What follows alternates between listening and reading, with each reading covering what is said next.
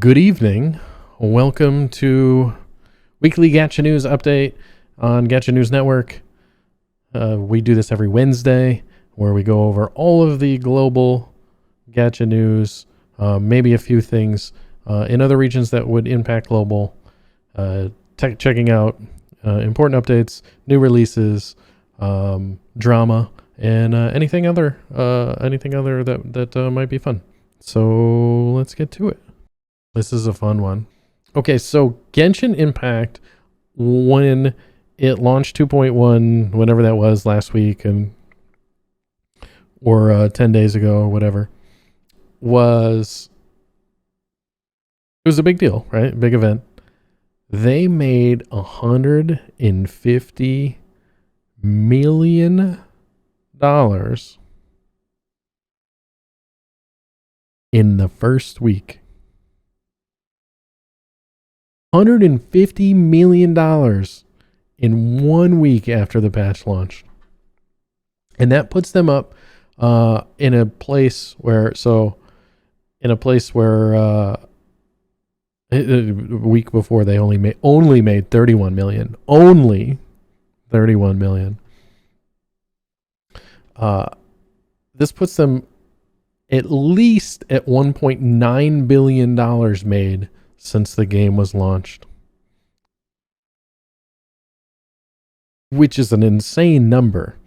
And the one thing that we don't know is we only really have insight into certain app stores. There are other app stores within China that we cannot see any data on. So this number is likely even more than 1.9 billion since it launched. Genshin launched, this is something to keep in mind too. Genshin launched September 28th, 2020. It's just hitting its year mark, and it's made at least 1.9 billion. It's got to put them close to the most successful game of all time. It's definitely up there. One thing that isn't talked about though is how much it took to make the game, and I don't know if there's really like great estimates and stuff, but I think I read something that was like 300 million just on advertising. 300 million on advertising alone. The funny thing is, if we look at Sensor Tower data, Genshin is not number one every month, right? They're not number one. So there's other games. PUBG just like prints money. PUBG just is a money printing factory. But Genshin is definitely up there with one of the most cash rich generating games, probably across all platforms, but definitely on mobile games. A site that I had no idea about, but this is Honey Impact, I guess is the name of it. Honey Impact. And this is a site that has essentially been, I don't know if it's DCMA or some other takedown requests or cease and desist. Like, I have no idea what the methods behind them trying to shut this down. But this essentially was a Genshin data mining. So they would get the patches, right? They data mine and pull out all this stuff. Think of like what Wowhead does for WoW. This was doing for Genshin. And this was probably the biggest site for that. And then was asked to be taken down, DMCA'd, and it looks like nothing has happened or changed since here. So this site will probably be taken down. It's really interesting that they would kind of go after this. I don't know if there was a specific catalyst or if they just didn't like people going here for outside information. But you don't see this very often anymore. It's just kind of like, hey, was the data mining was happening and information is out there, and that's that. But this is an interesting thing to keep an eye on, especially for a game that we just went over makes so much damn money. Minu, come here. Can you guys hear the cat? She's so loud. All right, so this was a big ruling. We talked about this a little bit last week, and specifically, I said what was the context? What was last week? Oh, we were talking about the ruling in Korea, and that Apple had to open up its app store to different payment methods.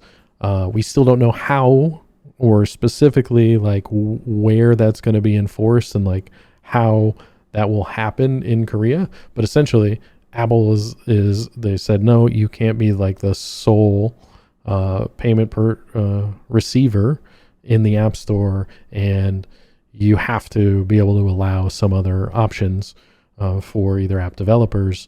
Well, there was even talk that maybe it would be like a Korean state thing. And we don't know. We won't know until some of that is further fleshed out. But what I did mention is that we didn't know the way that the Apple versus Epic and the Google versus Epic rulings were going to play out. And then literally as soon as I mentioned that and I hit end stream, the information came out that, hey, there is a ruling. And essentially the ruling is very mixed.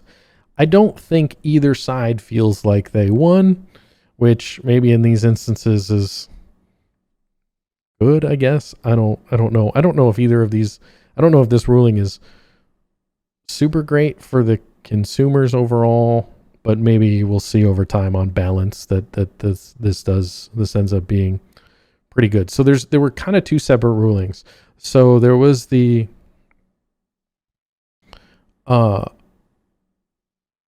permanent injunction in the Apple versus Epic case.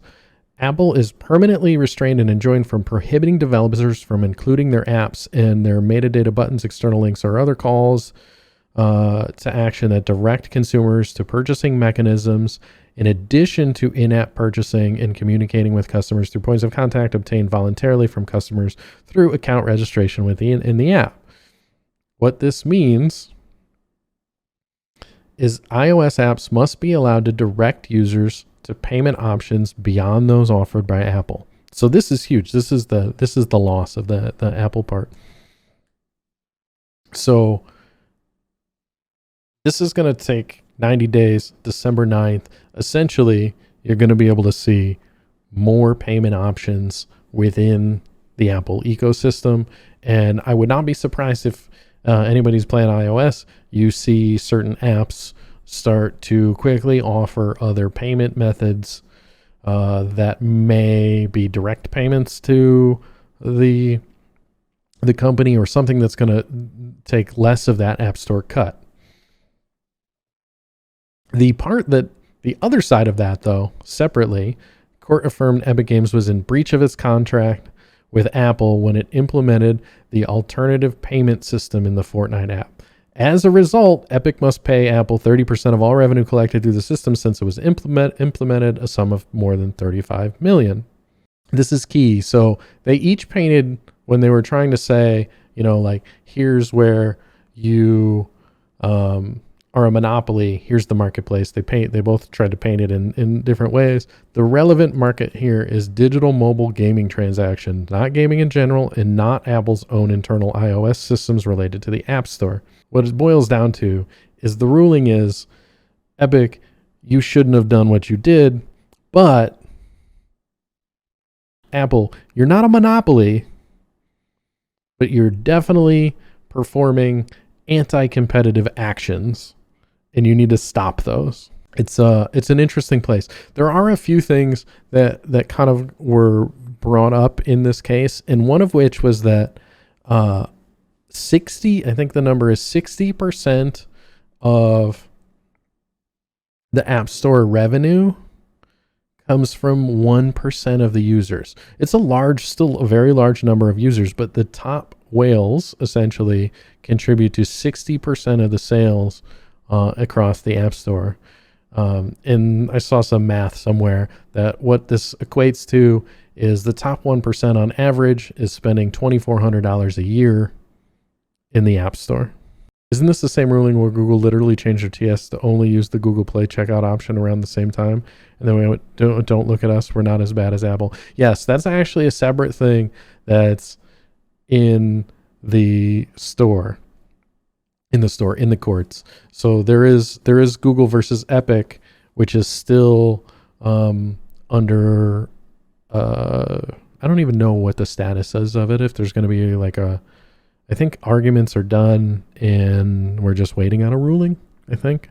Yeah, that's most gacha. The mega whales look like minis. But like when you think about it on the scale of the App Store, it's not just like and 1% is a ton of users. 1% is like 3 million users or something like that.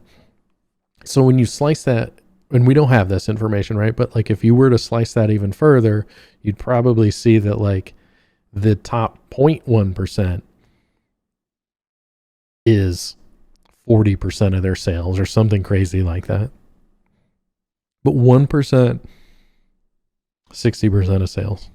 Pretty fucking wild. Pretty wild. To the point, it's like, I don't know if these apps stores and stuff will continue to exist in the way that they are with stuff like that. I don't know. Who knows? I don't want to say we're in uncharted territory, but purchases within the app stores, I think, are going to be changing dramatically over the next couple of years. Real actual gaming news here. Cookie Run Kingdom, Sonic the Hedgehog collab.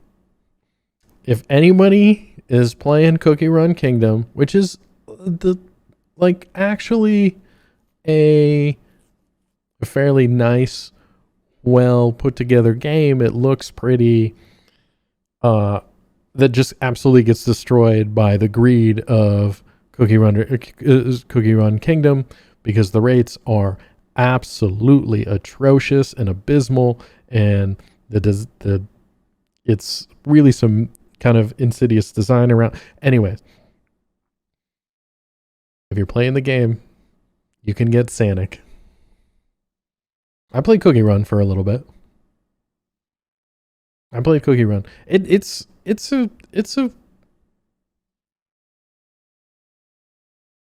a fine game, and it looks nice. It plays well, but man, the rates. And you get like fractional cookies and shit. And you can like summon. You be like, oh, I got the thing. Nope, you didn't. You got a part of a cookie. It's no horses and Tom Cruise. Yeah, right. This one, we don't have a date on this, but this will be global. What's mad with his hair? He's trying this icing comb over, and nobody's fucking buying it. Nobody's buying it. We all know your hairline's receding. Just own it. Eden Zero Pocket Galaxy commences pre-registration. Oh, okay. Game was announced a year ago at TGS alongside a console game. Pre-registration page is up and available in English. It would seem that Eden Zero Pocket Galaxy will be slated for a simultaneous global release. The best kind of game. No future sight. I don't have a link for this. Was I drunk when I put all this together? Ragnarok X is doing a collaboration with Slime. There, that's that information. Cool. Some of you may be playing the closed beta test for Revived Witch. Started today. If you participate in the closed beta, I don't know if the signups are still open. I don't know if you can still get in. But if you participate in the beta, you will get this an avatar frame and an EX doll, Princess of Aurora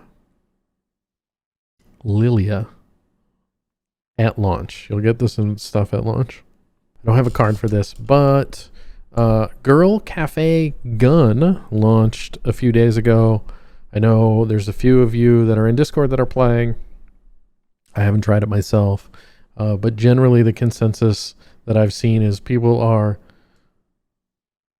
They went in very like low or no expectations and are so far pleasantly surprised, and they're like, yeah, it's not bad. So that's available on Global to check out if anybody's interested. Finally, a game that combines my three favorite things: girls, cafes, and guns. Oh, God.